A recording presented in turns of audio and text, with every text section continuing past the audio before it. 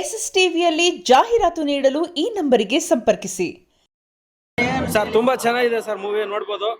ಹೊಸಬ್ರು ಬಂದು ಏನ್ ಮಾಡ್ತಾರೆ ಅಂತ ತೋರಿಸಿದ್ದಾರೆ. ಹೊಸಬ್ರಿಗೆ ಆಲ್ ದ ಬೆಸ್ಟ್ ಅಂತ ಹೇಳ್ತೀವಿ. ಸೂಪರ್ ಡೈಲಾಗ್ ಚೆನ್ನಾಗಿ ಬರೆದಿದ್ದಾರೆ, ಕಾಮಿಡಿ ಇದೆ, ಎಲ್ಲ ಫ್ಯಾಮಿಲಿ ಕೂತ್ಕೊಂಡು ನೋಡುವಂತ ಇದು ತುಂಬಾ ಚೆನ್ನಾಗಿದೆ. ಫ್ಯಾಮಿಲಿ ಫಿಲಂ ಚೆನ್ನಾಗಿದೆ, ಫ್ಯಾಮಿಲಿ ಫಿಲಂ ಚೆನ್ನಾಗಿದೆ, ಚೆನ್ನಾಗಿದೆ ಮೂವಿ. ಬಂದು ಎಲ್ಲ ಕನ್ನಡ ಜನ ಬಂದು ಆಶೀರ್ವಾದ ಮಾಡಿ ಪಾಪ. ಚೆನ್ನಾಗಿದೆ, ಸೂಪರ್ ಆಗಿದೆ, ತುಂಬಾ ಚೆನ್ನಾಗಿದೆ ಸೂಪರ್ ಫಿಲಂ ಇದು. ಹುಡುಗರು ಬೆಳಿಬೇಕು, ಚೆನ್ನಾಗಿ ಮಾಡಿದ್ರು. ಸೂಪರ್ ಆಗಿದೆ.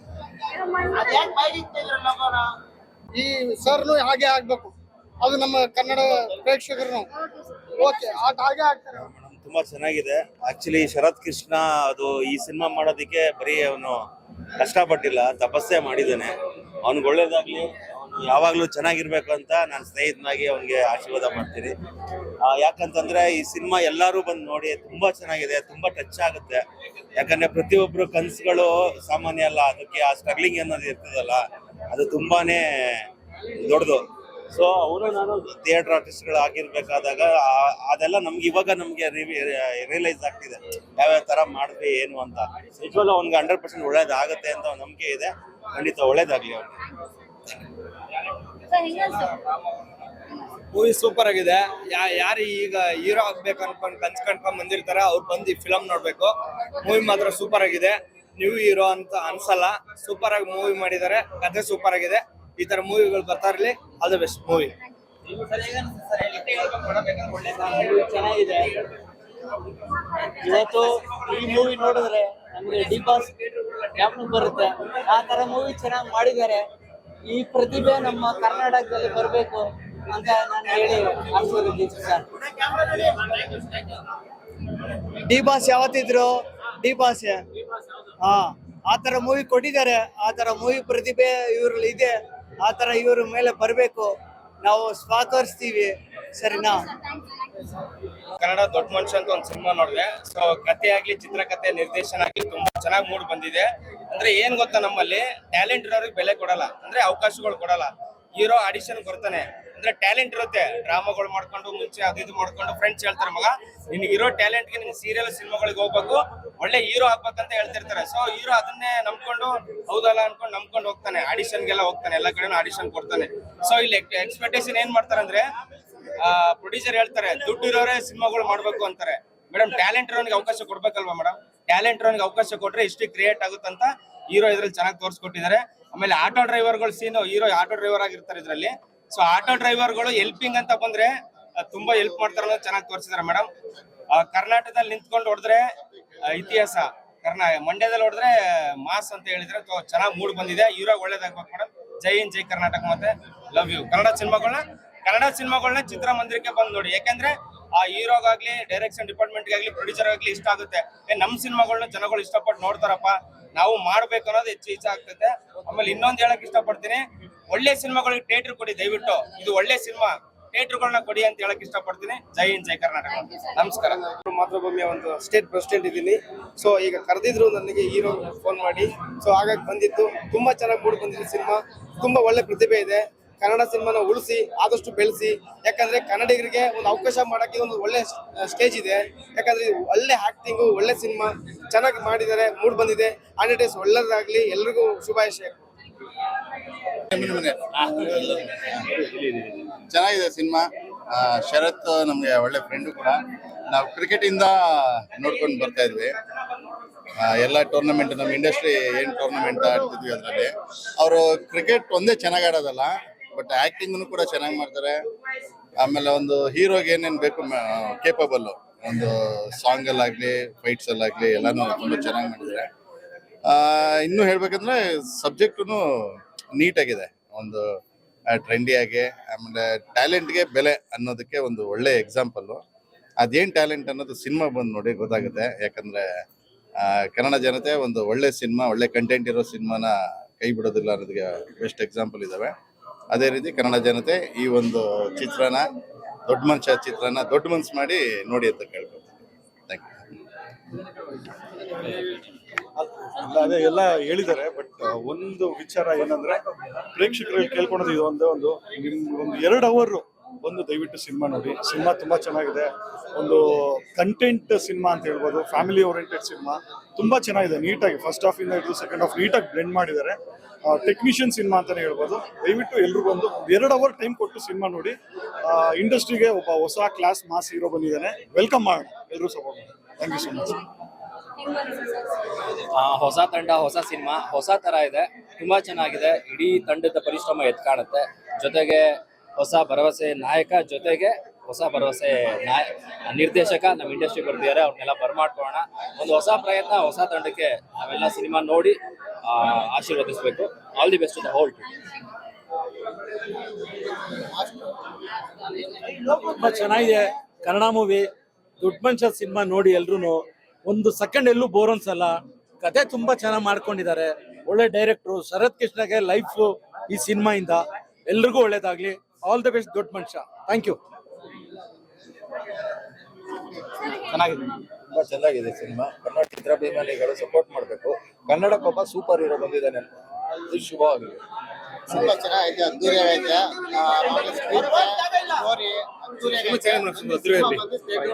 ಹೀರೋ ಟ್ಯಾಲೆಂಟ್ ಅಂತ ಸಿನಿಮಾ ಮಾಡಿದ್ದಾರೆ. ಆ ಟ್ಯಾಲೆಂಟ್ ನ ಎಲ್ಲೂ ಹೋಗ್ದಾಗ ನಾವು ಬಿಡ್ಬೇಕಷ್ಟೇ. ಆ ಟ್ಯಾಲೆಂಟ್ ನ ನಾವು ಕಾಪಾಡಬೇಕು ಅಷ್ಟೇ.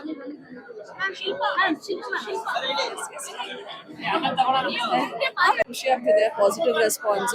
ಜನಕ್ಕೆ ಸಿನಿಮಾ ನೋಡೋದ್ಮೇಲೆ ತುಂಬಾ ದೊಡ್ಡ ಸ್ಫೂರ್ತಿ ಸಿಗ್ತಾ ಇದೆ ಅವ್ರ ಲೈಫ್ ಜೀವನದಲ್ಲಿ. ಸೊ ಎಲ್ಲರಿಗೂ ರೀಚ್ ಮಾಡಿಸಿದೀವಿ, ಅವ್ರ ಮನಸ್ಸು ತಗ್ಸಿದೀವಿ ಅಂತ ನಾನು ತುಂಬಾ ನಂಬಿದ್ದೀನಿ. ತುಂಬಾ ಕೆಲವರೆಲ್ಲ ಎಮೋಷನಲ್ ಆಗಿದ್ದಾರೆ, ತುಂಬಾ ಖುಷಿನೂ ಪಟ್ಟಿದ್ದಾರೆ. ಕೊನೆಯಲ್ಲಿ ಆ ಶಿಲ್ಲೆ ಚಪ್ಪಾಳೆಗಳು ತುಂಬಾನೇ ಬಂದಾಗ ತುಂಬಾ ನಾವು ಎಮೋಷನ್ ಫೀಲ್ ಮಾಡ್ತಾ ಇದ್ವಿ. ಥ್ಯಾಂಕ್ ಯು ಪ್ರತಿಯೊಬ್ಬರಿಗೂ. ಎಲ್ಲರೂ ಬಂದ ಸಿನಿಮಾ ನೋಡಿ.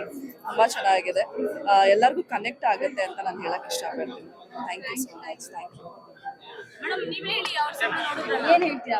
ಸಿನಿಮಾ ತುಂಬಾ ಚೆನ್ನಾಗಿದೆ. ತುಂಬಾ ಚೆನ್ನಾಗಿ ಆಕ್ಟ್ ಮಾಡಿದ್ದಾರೆ. ಒಂದು ಮಿಡಲ್ ಕ್ಲಾಸ್ ಲೈಫ್ ಏನಿದೆ ಅನ್ನೋದು ಅದು ಕಂಪ್ಲೀಟ್ ಸ್ಟೋರಿ ತೋರಿಸಿದ್ದಾರೆ. ತುಂಬಾ ಇಷ್ಟ. ಸಿನಿಮಾ ಬಗ್ಗೆ ಹೇಳ್ಬೇಕು ಅಂದ್ರೆ ಪ್ರತಿಯೊಬ್ಬ ಮನುಷ್ಯ ನಾನೊಬ್ಬ ಮನುಷ್ಯ ಅಂತ ಗೊತ್ತಾದ್ಮೇಲೆ ಅವ್ನ ಸಿನಿಮಾ ಏನೋ ಮಾಡ್ಬೇಕಂತ ಬರ್ತಾನೆ. ಬಂದ ಮೇಲೆ ಏನು ಕಲಾವಿದರಿಗೆ ಕೈ ಹಿಡಿದು ದೊಡ್ಡ ಮನುಷ್ಯನ್ ಮಾಡೋ ಅಂತದ್ದು ಎಲ್ಲ ಇವಾಗ ಏನ್ ಕರ್ನಾಟಕ ಜನತೆ ಏನ್ ಸಿನಿಮಾ ಆಡಿಯನ್ಸ್ ಅಂತ ಹೇಳ್ತಾರಲ್ಲ, ಅವ್ರಿಗೆ ಆ ಮನುಷ್ಯನ ದೊಡ್ಡ ಮನುಷ್ಯನ್ ಮಾಡೋಷ್ಟು ಶಕ್ತಿ ಇರೋದು, ಕೆಪಾಸಿಟಿ ಇರೋದು ಅವ್ರಿಗೆ ಮಾತ್ರನೇ. ಬಟ್ ಇನ್ನೊಂದು ಹೇಳಿದ್ರೆ ಕನ್ನಡ ಇಂಡಸ್ಟ್ರಿ ಇರುವಂತ ರಾಜಕೀಯ ಫಸ್ಟ್ ಹಾಳಾಗೋದ್ರೆ ಎಷ್ಟೋ ಜನ ಬದುಕ್ತಾರೆ. ಬಿಕಾಸ್ ಏನಕ್ಕಂದ್ರೆ ಥಿಯೇಟರ್ಗಳು ಕೊಡಲ್ಲ. ಇಂಗ್ಲಿಷ್ ಸಿನಿಮಾಗಳಿಗೆ ಇವತ್ತು ಎಷ್ಟೋ ಮಲ್ಟಿಪ್ಲೆಕ್ಸ್ ಗಳು 6 ವರ್ಷ 7 ವರ್ಷ ಕೊಟ್ಟಿದ್ದಾರೆ. ಸಿನಿಮಾಗೆ ಥಿಯೇಟರ್ಗಳು ಕೊಡ್ದೇನೆ ಇವಾಗ ಫಸ್ಟ್ ಶೋಗೆ ಜನಗಳು ಬರ್ಬೇಕು ಅಂದ್ರೆ ಇವಾಗ ನೋಡಿರೋರು ಹೇಳಿದ್ಮೇಲೆ ಆಚೆ ಕಡೆ ಜನಗಳಿಗೆ ಸ್ಪ್ರೆಡ್ ಆಗಕ್ಕೆ ಶುರು ಆದ್ಮೇಲೆ ಥಿಯೇಟರ್ಗಳು ಬರುತ್ತೆ. ಆ ಕೊಡೋ ಅಷ್ಟಲ್ಲೇ ಒಂದೊಂದು ಶೋ ಹಾಕಿರ್ತಾರೆ. ಇವಾಗ ಮಧ್ಯಾಹ್ನ 12ವರೆಗೆ ಒಂದು ಶೋ ಕೊಟ್ಟಿರ್ತಾರೆ ನಮ್ಮ ಮಿರಾಜ್ ಸಿನಿಮಾಸ್ ಅಲ್ಲಿ ಅಥವಾ ಇನ್ನೊಂದ್ ಕಡೆ. 12ವರೆಗೆ ಎಲ್ಲ ಆಡಿಯನ್ಸ್ ಫ್ರೀ ಮಾಡ್ಕೊಂಡು ಸಿನಿಮಾ ನೋಡ್ಬೇಕಂದ್ರೆ ಹೆಂಗಾಗುತ್ತೆ? ಅಟ್ಲೀಸ್ಟ್ ಒಂದು 4 ಶೋ ಕೊಟ್ರೆ ಮಾಲ್ಗಳಲ್ಲಿ ಫ್ರೀ ಆದವ್ರು 7ವರೆಗೆ ಹೋಗೋರು ಹೋಗ್ಬಿಟ್ಟು ನೋಡ್ತಾರೆ. ನೋಡಿದ್ಮೇಲೆ ಇನ್ನೂ 10 ಜನ ಸ್ಪ್ರೆಡ್ ಆಗುತ್ತೆ. ಕನ್ನಡ ಇಂಡಸ್ಟ್ರಿ, ನಮ್ಮ ಕರ್ನಾಟಕದ ರಾಜಕೀಯ, ಕನ್ನಡ ಇಂಡಸ್ಟ್ರಿ ರಾಜಕೀಯ ಹೆಂಗಾಗ್ಬಿಟ್ಟಿದೆ, ತುಂಬಾ ವಲಸಾಗೋಗ್ಬಿಟ್ಟಿದೆ. ಸೊ ಹೊಸ ಕಲಾವಿದರುಗಳಿಗೆ ಏನೋ ಮಾಡ್ಬೇಕು ಅಂತ ಒಂದು ಆಸೆ. ಬಡವ್ರ ಮಕ್ಳಿಗೆ ಅವಕಾಶ ಕೊಡಿ, ಅದನ್ನೆಲ್ಲ ಓಕೆ ಬಿಟ್ಬಿಡೋಣ. ಟ್ಯಾಲೆಂಟ್ ಇರೋಗಾದ್ರೂ ಅವಕಾಶ ಕೊಡಿ. ಅಟ್ಲೀಸ್ಟ್ ಒಬ್ಬ ಮನುಷ್ಯ ಸಿನಿಮಾ ಮಾಡ್ಬೇಕು ಅಂದ್ರೆ ಒಂದು 10 ವರ್ಷ ಎಫರ್ಟ್ ಇರುತ್ತೆ. ಡೈರೆಕ್ಷನ್ ಆಕ್ಟಿಂಗ್ ಎಲ್ಲ ಮಾಡ್ಬೇಕು ಅಂದ್ರೆ. ಇನ್ನು ಸಿನಿಮಾ ಬಗ್ಗೆ ಹೇಳ್ಬೇಕು ಅಂದ್ರೆ ಓವರ್ ಆಲ್ ಕುತ್ಕೊಂಡು 2 ಸಿನಿಮಾ ಮಾಡಿರೋಂಥ ಹೀರೋಯಿಂದ ಏನ್ ಎಕ್ಸ್ಪೆಕ್ಟೇಷನ್ ಇರುತ್ತೆ, ಆ ಎಕ್ಸ್ಪೆಕ್ಟೇಷನ್ಸ್ ಡಾನ್ಸ್ ಇರ್ಬೋದು, ಫೈಟ್ ಇರ್ಬೋದು, ಒಂದು ಕಂಟೆಂಟ್ ಇರ್ಬೋದು, ಎಕ್ಸ್ಪೀರಿಯನ್ಸ್ ಅಲ್ಲಿ ಇರ್ಬೋದು, ಎಲ್ಲದನ್ನು ಫುಲ್ಫಿಲ್ ಮಾಡಿದ್ದಾರೆ. ಸೊ ದಯವಿಟ್ಟು ಎಲ್ಲ ಕನ್ನಡ ಆಡಿಯನ್ಸ್ ಇಂದ ಸಿನಿಮಾಗಳನ್ನ ನೋಡಿ ಸಪೋರ್ಟ್ ಮಾಡಿ. ಅದ್ರ ಜೊತೆಗೆ ಇವತ್ತು ನಮ್ಮ ದೇವ್ರದ್ದು Darshan sir cinema Kalasipalya release ಆಗಿದೆ. ಸೊ ದಯವಿಟ್ಟು ಇವಾಗ ಎಲ್ಲರೂ ನೋಡ್ತಾ ಇದ್ದೀರಾ ಅಂತ ಗೊತ್ತು. ನಾನು ಬೆಳಗ್ಗೆ 6:30 ಶೋ ನೋಡ್ಕೊಂಡು ಬಂದಿದ್ದೀನಿ. ಇವ್ರನ್ನು ಒಬ್ರು ದರ್ಶನ್ ಸರ್ ಫ್ಯಾನ್ ಆಗಿ ಅವ್ರನ್ನ ತುಂಬಾ ಆರಾಧನೆ ಮಾಡ್ಕೊಂಡು ಒಳ್ಳೆ ಸಿನಿಮಾ ಮಾಡಿದ್ದಾರೆ. ಸೊ ದಯವಿಟ್ಟು ಇವಾಗ ಏನ್ ದೊಡ್ಡ ಸ್ಟಾರ್ಗಳು, ಸೂಪರ್ ಸ್ಟಾರ್ ಗಳಿಗೆಲ್ಲ ಹೊಟ್ಟೆ ತುಂಬಾ ಊಟ ಹಾಕಿದ್ದೀರಾ ಅಂದ್ರೆ ಕನ್ನಡ ಅಭಿಮಾನಿಗಳು, ಪ್ರೇಕ್ಷಕರು ಅವ್ರು ಕೇಳಿದ್ದೆಲ್ಲ ಕೊಟ್ಬಿಟ್ಟಿದ್ದೀರಾ. ಅದ್ರಲ್ಲೂ ಒಂದೊಂದು ತುತ್ತ ತೆಗೆದು ಇಂಥ ಹೊಸ ಕಲಾವಿದರಿಗೆ, ನಮ್ಮಂತ ಸಿನಿಮಾ ನಂಬ್ಕೊಂಡ್ ಬಂದಿರೋರಿಗೆ ದಯವಿಟ್ಟು ಎಲ್ಲರೂ ಆಶೀರ್ವಾದ ಮಾಡಿ. ನಿಮ್ಮಿಂದ ಎಷ್ಟೋ ಜನ ಬದುಕ್ತಾರೆ ಅಂತ ಹೇಳಕ್ಕೆ. Thank you so much.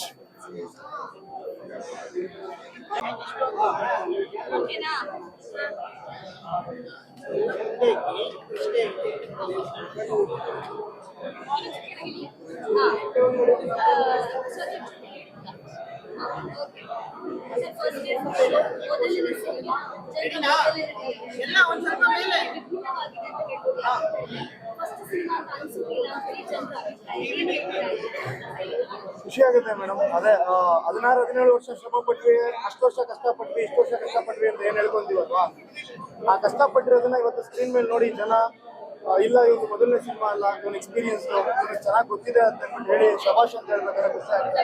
ಹೆಮ್ಮೆ ಅನ್ನಿಸ್ತಾ ಇದೆ. ನನ್ನ ಕೆಲಸ ನಾನು ಅಚ್ಚುಕಟ್ಟಾಗಿ ಮಾಡಿದ್ದಕ್ಕೆ ಶ್ರಮಕ್ಕೆ ತಕ್ಕ ಪ್ರತಿಫಲ ಅಂತ ಅನಿಸ್ತಾ ಇದೆ. ಮೊದಲು ರಿಯಾಕ್ಷನ್ ಜನರು ನಿಮ್ಮ ಬಂದು ಹೇಳಿದೆ ತುಂಬಾ ಅದೇ ಆಕ್ಟಿಂಗ್ ಬಗ್ಗೆ ಅವ್ರು ಹೇಳಿದಾಗಲೆಲ್ಲ ಖುಷಿ ಆಗುತ್ತೆ, ಭಯ ಇತ್ತು ಎಲ್ಲ ಒಂದ್ ಕಡೆ ಹೇಗೆ ತಗೊಂತಾರೆ. ಹೊಸಬ್ರು ಸಿನಿಮಾಗಳು ಕರೆಕ್ಟಾಗಿ ಜನಗಳ ಥಿಯೇಟರ್ ಬಂದು ನೋಡ್ತಾ ಇಲ್ಲ, ಹೊಸಬ್ರು ಯಾರು ಜನ ಅಕ್ಸೆಪ್ಟ್ ಮಾಡ್ತಾ ಇಲ್ಲ ಈ ಟೈಮಲ್ಲಿ. ಸೊ ನನ್ನನ್ನು ಯಾವ ರೀತಿ ತಗೊಂತಾರೆ ಅನ್ನೋ ಒಂದು ಕ್ವಶನ್ ಇತ್ತು. So end of the day ಅದಕ್ಕೆ ಆನ್ಸರ್ ಸಿಕ್ಕಿದೆ. ಇಲ್ಲ, ನನಗೆ ಯೋಗ್ಯತೆ ಇದೆ, ಯೋಗ ಬರುತ್ತೆ ಮುಂದಕ್ಕೆ ನಿನಗೆ ಅಂತ ಹೇಳಿ ಆಶೀರ್ವಾದ ಮಾಡ್ತಾ ಇದ್ದಾರೆ. ತುಂಬಾ ಖುಷಿ ಆಗ್ತಾ ಇದೆ.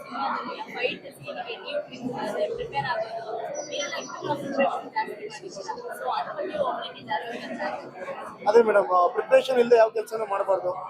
ಒಂದು ಕೆಲಸ ಕೇಳ್ಕೊಂಡು ಒಂದು ಕಂಪ್ನಿಗೆ ಹೋಗ್ತೀವಿ ಅಂತಂದ್ರೆ ನಮ್ಗೆ ಅರ್ಹತೆ ಇರಬೇಕು. ನಮ್ಮ ಅರ್ಹತೆ, ನಮ್ಮ ಕ್ವಾಲಿಟೀಸ್ನ ನಾವು ಬಂಡವಾಳವಾಗಿ ಇಟ್ಕೊಬೇಕು. ಸೊ ನನ್ನ ಅರ್ಹತೆ, ನನ್ನ ಕ್ವಾಲಿಟೀಸ್ನ ನಾನು ಬಂಡವಾಳವಾಗಿ ಇಟ್ಕೊಂಡು ಬಂದಿದ್ದು. ಸೊ ಇವತ್ತು ಅದಕ್ಕೆ ಕರೆಕ್ಟ್ ಆದಂತ ಒಂದು ಅಪ್ರಿಸಿಯೇಷನ್ ಸಿಗ್ತಾ ಇದೆ ಅಂತ ಹೇಳಿದ್ರೆ ಶ್ರಮಕ್ಕೆ ತಕ್ಕ ಪ್ರತಿಫಲ.